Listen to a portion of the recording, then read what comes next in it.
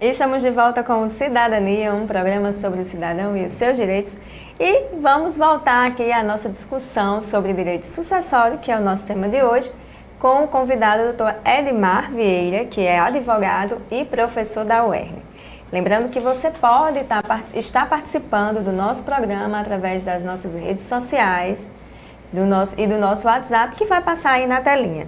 Bem, doutor Edmar, voltando aqui à nossa discussão, gostaria que o senhor nos informasse aqui qual o juiz competente para processar o inventário. Bom, então, de acordo com a nossa lei, de acordo com o Código Civil, o foro competente para processar o inventário é o foro do último domicílio do falecido. Então, o processo de inventário ele vai se desenvolver no foro, no local onde ele teve seu último domicílio antes de falecer. Não é então o local do falecimento, o local dos bens, de situação dos bens?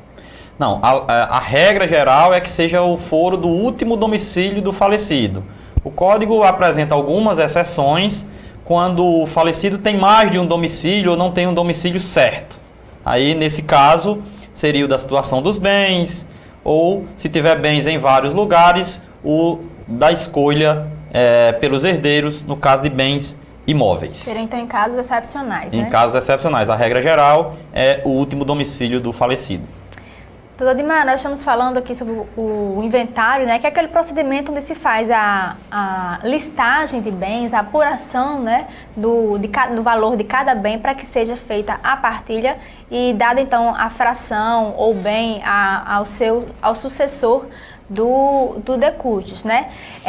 Mas no caso, durante esse procedimento, se o decúdios não tiver deixado nenhum herdeiro legítimo e também não tiver feito testamento, como fica essa situação dos bens? Bom, então nós temos um caso que eu digo até que é raro, né, que ele tem bens e que não aparecem herdeiros. Por que eu digo que é raro? Porque o Código Civil ele apresenta um rol bastante significativo de herdeiros. Então, assim, a primeira opção é buscar um testamento, né? Tem que se observar no direito sucessório, busca-se sempre a última vontade do falecido, preservar a última vontade dele, que é a última vontade e é a vontade que ele expressou no testamento. Não tendo testamento, aí vai se buscar herdeiros segundo a ordem que a lei estabeleceu. E aí temos descendentes, ascendentes, cônjuge, companheiro, colaterais. E em relação aos colaterais, o Código diz que são herdeiros os colaterais até o 4º grau. Então, assim, não é difícil encontrar um colateral do 4º grau, porque o sobrinho neto, o tio-avô é um colateral do 4º grau, né? O primo é um colateral do 4º grau. Mas digamos que não existam esses herdeiros. Então, qual seria o procedimento? Aí será iniciado um procedimento que a gente chama de vacância.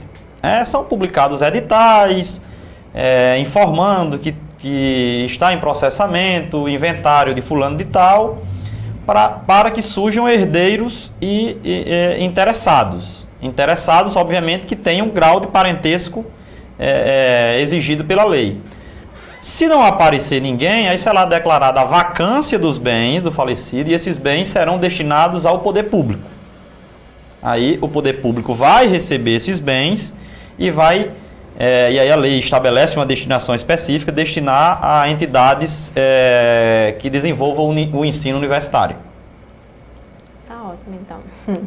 Meio difícil de se encontrar, né? É difícil de se encontrar, é um ponto positivo. Eu, nas minhas pesquisas, só encontrei um caso que foi lá em São Paulo e os bens foram destinados para a USP, que aí deve ter feito bom proveito daqueles bens. Mas não, realmente não é fácil, é uma situação bem excepcional, porque sempre aparece um parente, né? E durante o processo de inventário, como e quem fica com a posse desses bens? Bom, então uma pergunta bem interessante, porque no processo de inventário nós temos a figura do inventariante. O inventariante ele é o representante daquele conjunto patrimonial, representante daquele espólio. É ele que administra os bens. Então, o inventariante ele é o administrador dos bens.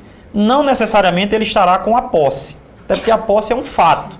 Então, o herdeiro pode estar com a posse e o inventariante administrar. Então, a posse pode ficar com o herdeiro, com o inventariante, mas o fato é que os bens serão administrados pelo inventariante.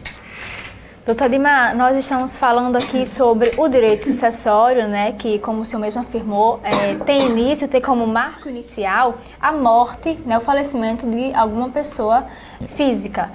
Mas nos casos em que não há uma morte constatada, nos casos em que a pessoa é considerada desaparecida, como funciona essa questão dos bens dessa pessoa? Bom, aí, nesse caso, a lei prevê que se inicia um processo de ausência, aí nós teremos uma morte presumida e com a constatação pelos meios jurídicos dessa morte presumida, aí será iniciado o processo de inventário. Importante dizer que um processo de inventário, todo e qualquer processo de inventário, ele necessita de um documento que comprove a morte. Seja uma certidão de óbito, no caso de uma morte real, de uma morte constatada, ou um documento que comprove a morte presumida. Então, no caso da morte real ou no caso da morte presumida, teremos um documento. No caso da morte real, uma certidão de óbito. No caso da morte presumida, um documento emitido pelo juízo, dando conta da presunção daquela morte. Com relação à renúncia da herança, quais as consequências jurídicas desse ato? Bom, a renúncia é um instrumento bem interessante, né, e que gera uma certa confusão. É comum, às vezes os filhos brigam com o pai, ficam e até dizer eu vou renunciar à herança, não quero nada, não vou querer nada dos seus bens. E é bem interessante isso, porque assim, a renúncia é um ato que você só pode praticar após ter o direito a algo.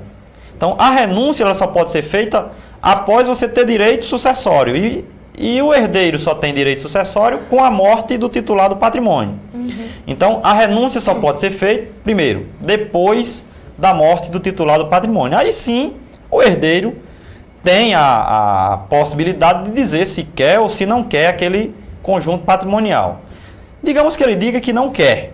Então, se ele não quer, aqueles bens, eles vão voltar para o monte, para o conjunto patrimonial e será dividido entre os demais herdeiros. Alguém até pode perguntar, e os filhos daquele herdeiro que renunciou? Não tem direito de questionar, não tem direito de discutir aquela renúncia que no final das contas vai prejudicar os descendentes dele? Não, porque a renúncia é um ato unilateral, é um ato próprio do herdeiro. Ele pode ou não aceitar aqueles bens. E se até a morte, né, da pessoa, os filhos não têm herdeiro, quem dirá os netos, né? Exatamente, perfeito. E se com a morte eles não têm direito, imagine os netos não têm, eles têm uma mera expectativa de direito, então não podem questionar esse fato. Doutor Adimar, no direito se estuda um instituto bem intrigante, digamos assim, que é a comoriência, né? Nós gostaríamos que o senhor explicasse um pouco essa situação. Hipoteticamente, vamos supor que uma família, né, duas pessoas com um descendente, sofram um acidente de trânsito e venham todos a óbito. Falecendo a família, quem é herdeiro de quem? Como fica a questão da sucessão dos bens desse casal? Bom, na verdade, o Instituto da Comoriência é um instituto bem interessante para o direito. Quando a gente estuda a comoriência, lá nos primeiros períodos, a gente nem dá muita relevância para a comoriência, diz, não, isso aí não vai ter muita relevância. Mas quando a gente chega no direito das sucessões, aí percebe que realmente a comoriência tem relevância. O que é a comoriência? A comoriência é uma presunção legal, a lei estabelece uma presunção de simultaneidade de óbitos. Quando não se pode precisar quem morreu primeiro, no acidente que você deu o exemplo, se tem uma família e ocorreu um acidente, um pode ter morrido às, digamos, 16h50, o outro às 16h52, o seguinte às 16h53. E como não se pode precisar quem morreu primeiro, há uma presunção legal de que morreram no mesmo instante. Por que isso? Porque se for dado preferência para a morte de um ou outro, pode haver naquela cadeia sucessória descendente, ascendente, cônjuge, uma preferência do recebimento dos bens para um ou para outro. Por isso, quando não se sabe quem morreu primeiro, a lei estabelece que presume-se que morreram no mesmo instante. Porque nesse exemplo em que os genitores faleceram juntamente com o seu descendente, né? Nesse caso em que não há mais descendente daquele casal, quem iria suceder seriam os ascendentes, os pais. Então, nesse caso, por exemplo, se tivesse dado como a morte do pai primeiro, né, a mãe iria suceder, né, e, consequentemente, os pais daquela mãe. Né? Então, assim, cada um fica com o seu cada qual, digamos assim. E aí, como não temos essa presunção, vai dividir a parte se era um casal, a esposa, a família da esposa recebe uma parte, a família do esposo recebe outra e fica tudo de forma mais justa, mais igual. Certo? Isso para o caso, obviamente, de não ter descendente, de não ter ascendente e para os colaterais. Né? A grande relevância da comoriência é para a sucessão de colaterais. Bem, nosso programa, né, nosso terceiro bloco, na verdade, está chegando ao final. Nós teríamos muitas outras perguntas aqui para fazermos, doutor Edmar, mas o tempo, infelizmente, não dá mais. E nós queremos mais uma vez agradecer ao senhor ter aceitado o convite da Cidadania para vir aqui ter esse debate tão importante conosco e levar até você aí de casa um pouquinho do conhecimento sobre direito sucessório. E eu gostaria que o senhor ficasse à vontade para suas considerações finais e para apresentar a sua obra. Bom, mais uma vez eu agradeço. Vamos mostrar a obra. Mais uma vez eu agradeço. Aproveito também para parabenizar os advogados e os estudantes pelo seu dia. Me coloco à disposição para, sempre que necessário, vir aqui ao programa. E em relação ao livro, trata-se de um estudo que eu fiz e ele vai ser lançado no próximo mês lá na UERN, em data a ser agendada lá pela universidade.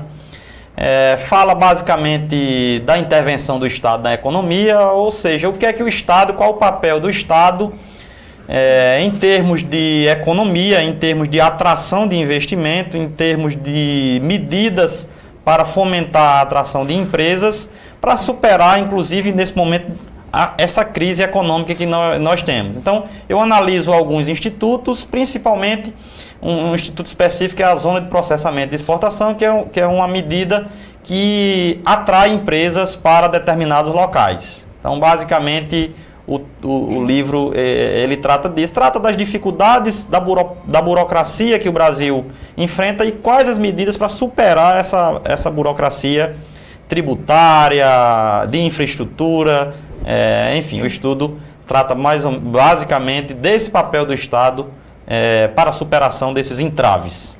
Interessantíssimo o livro, né? Principalmente nesse momento em que nós vivemos, né, a economia brasileira. E o lançamento, então, vai ser no próximo mês. Próximo mês lá na UERN. Na data definida ainda, né? Data a ser definida. Se o senhor quiser, nos informe para que a gente divulgue. Informo, sim, com certeza. Aqui no programa Cidadania. Nós gostaríamos de parabenizar pela obra e gostaríamos também de deixar já o convite para que o senhor retorne no programa Cidadania para discutir conosco outros temas. Muito obrigado. E o Cidadania vai para um rápido intervalo e volta daqui a pouquinho no próximo bloco, né, com o quadro Concurseiros Moçoroenses. Cidadania, um programa sobre o cidadão e os seus direitos, volta já.